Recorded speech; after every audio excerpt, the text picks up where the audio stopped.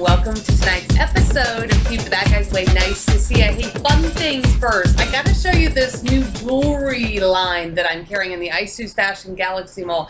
It's called Kitsy Lane. It is awesome. I'm replacing Silpalda with this Kitsy Lane because it is just so gorgeous. I mean, look at these ultra cool earrings that I got and this fantastic necklace. I mean, the prices are smashing anyway, and they're always having great flash sales. And the great part about this jewelry line in comparison to other jewelry lines, like I said, like Silpalda that I've carried, is that they're always having sales. I mean, the company sets up these flash sales. They set up these like 2 for 1, 5 for, you know, like $50, something like that. I mean, you can get these awesome, fantastic earrings and necklaces for like practically, you know, practically nothing, fraction of the price of what you pay at your local department store. I love this line, and every piece of jewelry you get comes in these nice little gift boxes. So this is a necklace box and this is an earring box. But I'm telling you, Kitsy Lane is awesome. My jewelry store with them is called Treasure Hunt by Susan Knisely. You can find that on Facebook. So check it out and think about opening up your own Kitsy Lane jewelry store for free. It's a lot of fun. Okay, but let me tell you about this. Was a bad guy day. Oh my word. I had to call Special Agent Paul Burkholder with Homeland Security Investigations twice. You know, suspicious activity was the first phone call. You know, there was something about some nursing agency wanting me to get a license in another state when I didn't need it. And I thought, oh God, see, every time I get a nursing license, part of getting a nursing license is actually getting an FBI background check, which is no big deal in itself. That's not a big deal. The big deal about it is that a portion of my money that I pay to the Board of Nursing is to actually goes to the FBI. You know, see, I hate that. I mean, the FBI that does nothing for me causes me all this damn trouble.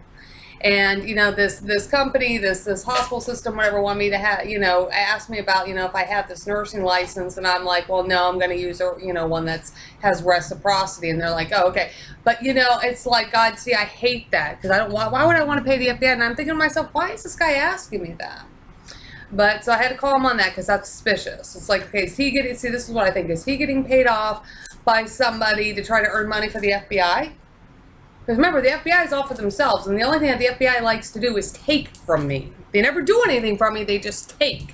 They are takers, they are thieves. So that was one phone call. Another phone call is I had to report True Staff again. You know what? It's like they sent me this email, and you know, and I was like, whatever. But see, I already have backup plans. See, in my situation, I have 2, 3, or 4 backup plans all the time. You know, even if I think I'm going to be someplace for a certain amount of weeks, I always have backup plans. I mean, I can be ready to go in like an hour out the door. Anyway, it was a very suspicious email, very strange, and you know, basically has to do with one of their nurses. Marion Zakaris or something. She's African American. She's probably around my age. I'm about 40. I'm like 41, almost 42. She could be a little bit younger, but she is actually apparently claims to be from Washington, D.C., and some of her best friends are like investigators with the FBI or FBI agents. She hangs out with the FBI all the time in Washington, D.C. So she's not the first spy, though, that they sent down. I mean, here I got this disaster of a situation with the FBI. Senator Dianne Feinstein just sending me that letter. I'm trying to get them the hell out of my life, and they send some damn FBI fucking spy down there, and they're working right with me side by side on my nursing unit. So, but that wasn't the only one. I mean, you know, she's a big one, but she came in about 2 to 3 weeks later.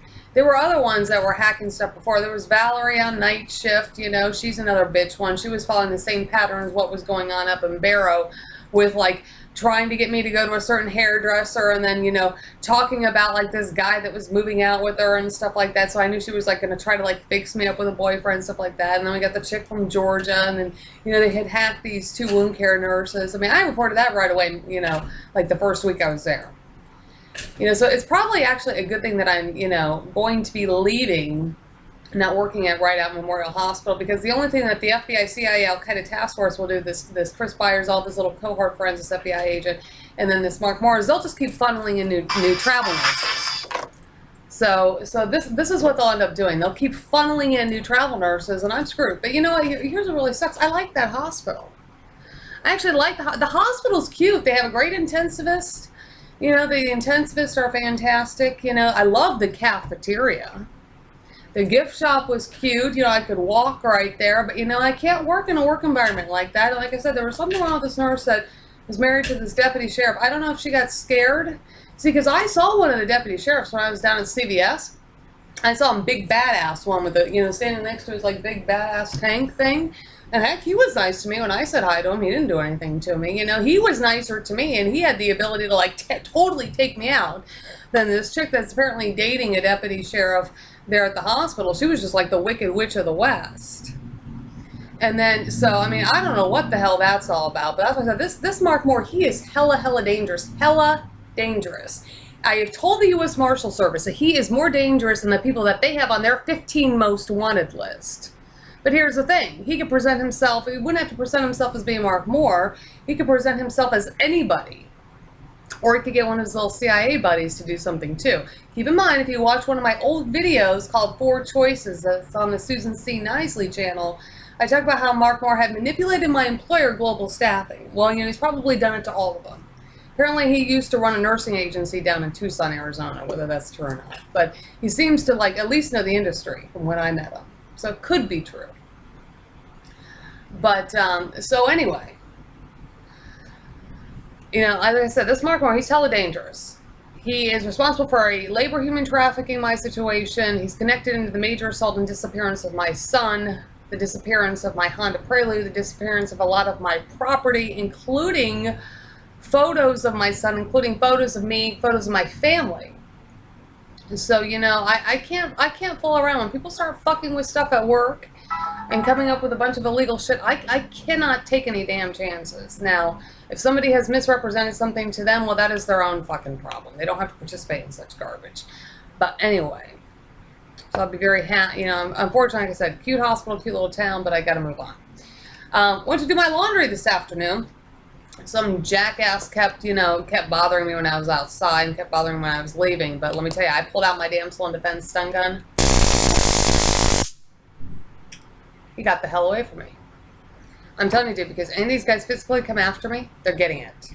They are, like, totally getting it. Like, they're getting it. They're getting it until this thing has no more.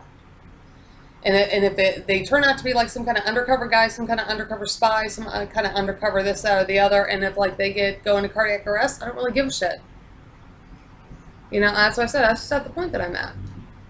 But so anyway, that's tonight's episode of Keep the Bad Guys Away.